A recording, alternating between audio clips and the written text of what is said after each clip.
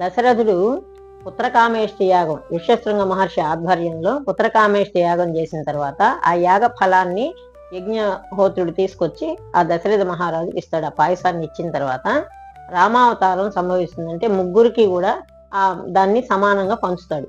పంచిన తర్వాత రాముడు, భరతుడు, లక్ష్మణుడు, శత్రుఘ్నుడు, రామ లక్ష్మణులని మనం మామూలుగా అంటూ ఉంటాం. ముందు రాముడు, తర్వాత భరతుడు, తర్వాత లక్ష్మణుడు, శత్రుఘ్నుడు పుడతారు. కానీ రాముడికి ఎప్పుడు కూడా ఏంటంటే రామావతారంలో మహావిష్ణువు అవతరించేటప్పుడు శేషపాన్పు లక్ష్మణుడుగా అవతరించాడని ప్రతీతి. అందుకని ఎప్పుడు కూడా ఏంటంటే ఆ లక్ష్మణుడు లేకుండా రాముడు ఉండడట. రాముడు ఉయ్యాల్లో వేసి ఊచేటప్పుడు కూడా లక్ష్మణుని తీసుకొచ్చి పక్కన పడుకోబెడితేనే ఆయన నిద్రపోయేవాడట. అంటే ఆదిశేషుడు కదా ఆ అవతారం కాబట్టి. అందుకని మనం మామూలుగా వరుసలో రాముడు అంటే ఎప్పుడు లక్ష్మణుడు ఉంటాడు కాబట్టి రామ, లక్ష్మణ, భరత, శత్రుఘ్నుడు. రాముడు, భరతుడు, లక్ష్మణుడు, శత్రుఘ్నుడు కాబట్టి